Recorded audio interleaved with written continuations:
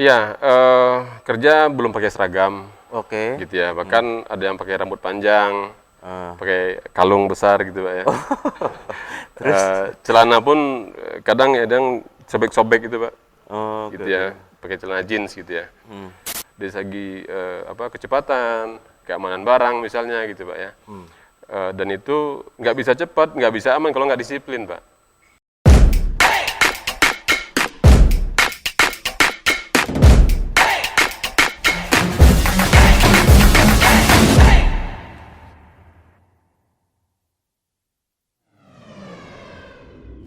Oke, Classy People, kita lanjutkan bincang-bincang kita dengan Uda Yusran, Kepala Cabang Utama JNE Padang.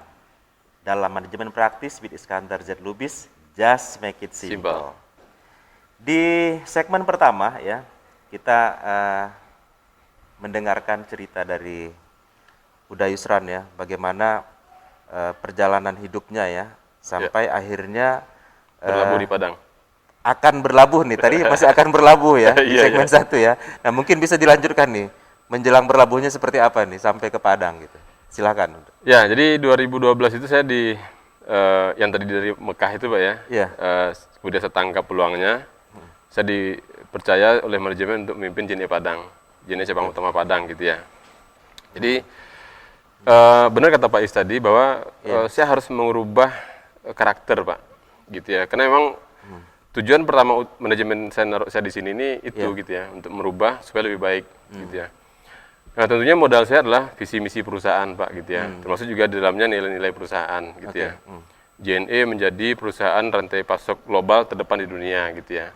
Itu Rantai visinya. pasok Global terdepan di dunia. Oke. Ya. Luar biasa ya visinya ya. Ya, untuk mencapai visi tersebut, JNE mempunyai misi memberikan pengalaman terbaik buat customer, Pak. Pengalaman terbaik berkosama. Ya. Oke. Nah, untuk mencapai keduanya itu, gitu ya, kita punya nilai-nilai perusahaan. Jujur, disiplin, tanggung jawab, dan visioner sendiri, gitu ya. Visioner. Visioner gitu ya. Nah, itulah modal saya bekerja di Padang untuk merubah karakter mereka gitu ya. Tentunya apa ya, perlu usaha Pak Oke. ya, karena mereka sudah terbentuk gitu ya Sorry, karakternya. saya interupsi sedikit. Ya. Bisa diceritakan nggak seperti apa sih kondisinya karyawan-karyawan JNE waktu itu gitu? Tindak tanduknya seperti apa gitu?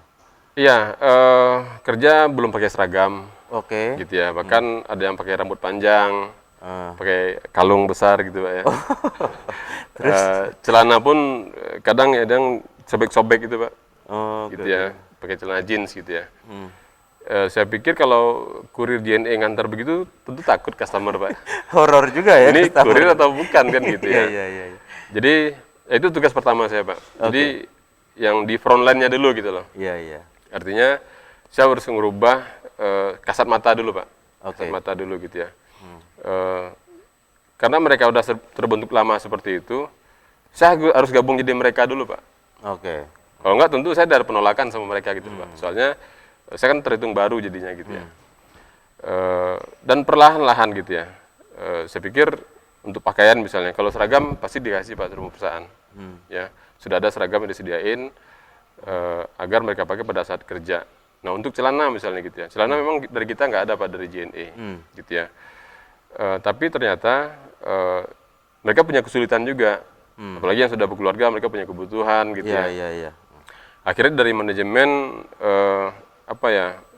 melakukan, ya sudah kita belikan celana dua pasang untuk satu orang, Oke. khusus untuk yang di front line gitu ya. Tapi hanya kebijakan di saat itu aja Pak. Ketika nanti rekrut baru, kita sudah ngasih syarat itu ke calon pekerja bahwa mereka punya celana bahan gitu ya, terus punya sepatu, punya handphone misalnya gitu ya. Dan akhirnya itu sedikit-sedikit bisa dirubah, bahkan yang sampai rambut, anting segala macam itu harus dibuka, gitu ya. Sebentar tadi Uda Yusran kan menyebutkan bahwa Uda Yusran melebur dengan mereka Ya, agar mereka mau mendengarkan. Meleburnya seperti apa sih? ya misalnya kayak selesai kerja gitu, ya saya ikut nongkrong bareng gitu ya, Oke. ngobrol-ngobrol. Kebetulan di kantor itu dulu ada kayak pantry-nya di sebelah. Oke. Saya ikut duduk di situ bareng-bareng. Ya sedikit-sedikit saya kasih masukan ke sana gitu Pak. Oke, oke, oke, oke. secara formalnya saya bikin briefing misalnya gitu lah Pak. Saya bikin briefing, sosialisasi segala macam. Bertahap saya coba kasih pressure lagi gitu lah Pak. Ya. Untuk berapa orang yang sudah ikut aturan, berarti saya pikir ini selesai nih gitu ya. Saya akan fokus ke beberapa orang yang belum. Gitu ya. Sampai nanti mereka ikut semua gitu ya. Bahkan ketika mereka tidak bisa ikut dengan yang dimau oleh manajemen, saya pikir JNE nggak cocok buat mereka, buat dia, gitu ya. Jadi mungkin dia bisa saya sarankan untuk mencari yang cocok.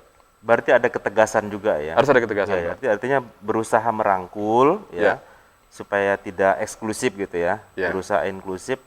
Namun ada juga batasannya ya. Betul. Ada batasannya dan harus tegas juga gitu. Ya. Oke, I see. Oke. Ya, lambat laun mereka paham Pak, bahwa yang kita kasih ke mereka itu bukan sesuatu pressure yang merugikan buat mereka. Oke. Gitu ya. Tapi hasil akhirnya menguntungkan, gitu ya. Kesejahteraannya meningkat. Yang tadinya hanya dapat uang transport sama makan aja misalnya kan, kemudian ada dapat beras dari perusahaan, gitu ya. Tapi biasanya kan mereka nggak tahu hasil akhir yang tujuan kita ini Pak, gitu ya. Akhirnya timbul penolakan. Ketika mereka sudah tahu, mereka akan ikut. Artinya bagaimana membuat mereka tahu tadi itu? Mengkomunikasikan melalui pertemuan-pertemuan informal tadi, nongkrong-nongkrong tadi, atau ada cara lain? Ya, secara informalnya kan nongkrong-nongkrong tadi Pak, di Iya. tempat ngopi saya coba kasih gitu. Tapi secara formalnya saya akan kasih briefing, Oke. gitu ya. Bahkan saat ini pada saat ada pengangkatan karyawan baru misalnya, saya kasih pembekalan dulu Pak. Saya kasih pembekalan dulu dalam artian, kan bisa saja waktu mereka gabung sama JNE, mereka sudah pernah kerja di tempat perusahaan lain, gitu ya, yang mungkin boleh misalnya dia rambut panjang misalnya, entah dia bekerja sebagai IO gitu ya, entah apa, tapi di JNE nggak boleh. Jadi saya pesankan bahwa yang harus diikuti adalah peraturan yang ada di JNE. Jadi saya pastikan ini sampai ke mereka semua Pak, gitu ya. Artinya pada saat saya mengulang lagi nanti, mereka sudah tahu, berarti ini udah yang kedua diingatkan, gitu ya. Bahkan sampai kalau ketika mereka sama sekali nggak ada respon, tentu proses manajemen harus jalan Pak. Semacam kayak coaching, kemudian ada surat teguran, gitu Pak ya. Ya paling beratnya ya berhenti Pak. Berhenti ya? Ya walaupun sebenarnya nggak banyak Pak. Oke. Gitu ya. Jadi paling banyak dari mereka itu berubah.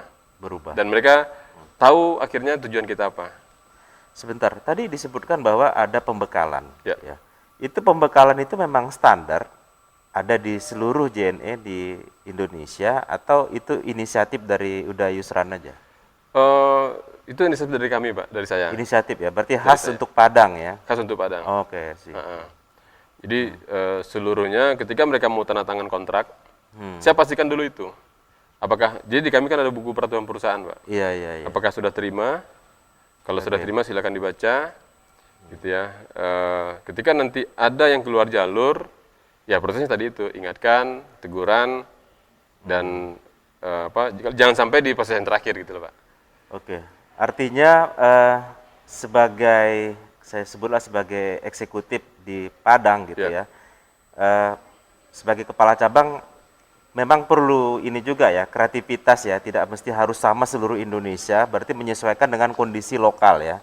Setuju Pak. Ya, sehingga dirasa perlu ada pembekalan, itu Uda Yusran melakukan hal itu.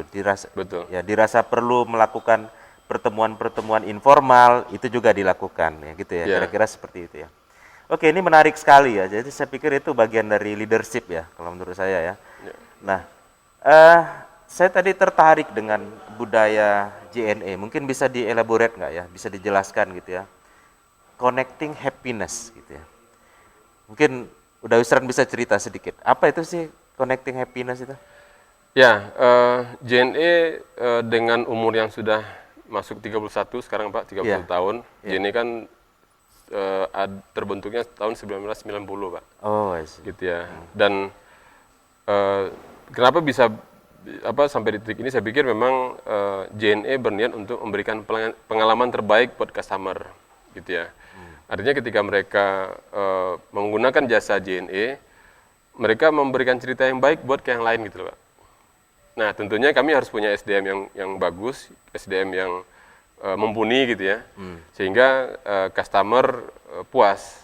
Ya kalau di kami berarti kan dari segi kecepatan, keamanan barang misalnya gitu Pak ya. Dan itu nggak bisa cepat, nggak bisa aman kalau nggak disiplin Pak. Gitu ya. Kalau mereka udah disiplin, jam masuk jam berapa misalnya gitu ya.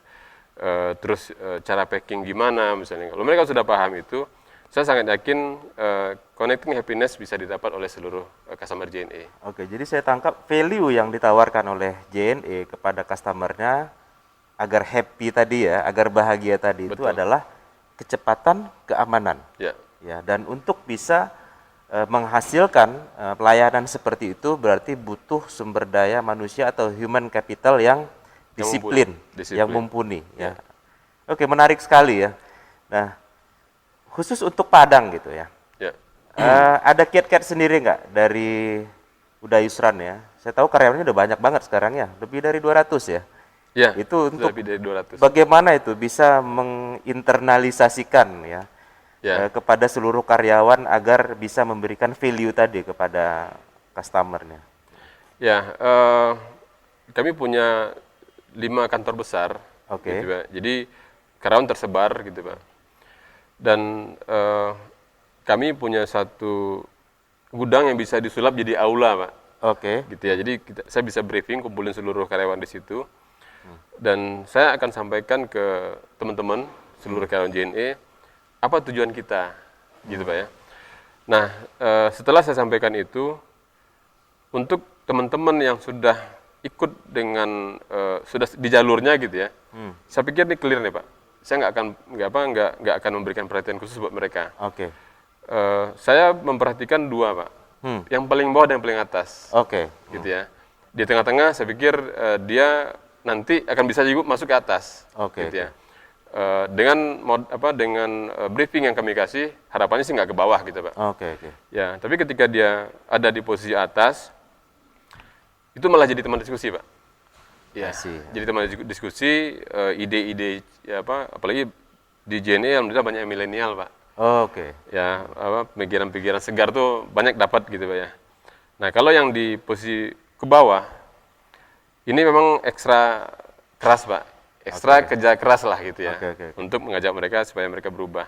Jadi dengan jumlah 200 orang karyawan itu, saya pikir kita perhatikan 2 itu Pak, atas dan bawah. Atasnya lebih ke reward sebenarnya, di bawah lebih ke punishment sebenarnya gitu Pak. Menarik sekali ya, berarti Uda Yusran ini memetakan dulu nih, jadi human capitalnya dia petakan, mana yang topnya, mana yang average atau rata-rata, mana yang di bawah gitu, yang di bottomnya gitu. Lalu kemudian treatmentnya pun berbeda. Ya, untuk yang level yang tinggi malah justru bisa diberdayakan untuk teman berdiskusi gitu ya. Yang di average tentu saja dibina terus agar bisa naik ke level yang lebih tinggi, dan untuk yang level yang di bottomnya tentu perlu ekstra kerja keras untuk melakukan coaching dan counseling. Semakin menarik ya diskusi kita di manajemen praktis with Iskandar Z. Lubis ya, dan dengan Uda Yusran ini. Ya, kita akan lanjutkan lagi nanti ya di segmen berikutnya. Saya mengingatkan kembali kepada seluruh Classy People, jangan lupa subscribe, like, dan juga komen, dan tentunya di-share agar lebih banyak yang bisa menerima manfaat dari bincang-bincang kita di manajemen praktis ini. Oke, pantau terus manajemen praktis with Iskandar Z. Lubis, just make it simple. Tapi ada yang menjadi tantangan juga di kami pada saat misalnya ternyata flight nggak boleh terbang misalnya gitu. Sedangkan kami harus tetap mengirimkan pesanan-pesanan atau kiriman-kiriman dari Sumatera Barat ke daerah Jabodetabek. Kami berusaha semaksimal mungkin agar ekspektasi ini terpenuhi Pak. Gitu ya. Berbagai macam cara, bahkan JNE sampai charter pesawat misalnya gitu loh Pak. Charter pesawat ya? Charter pesawat.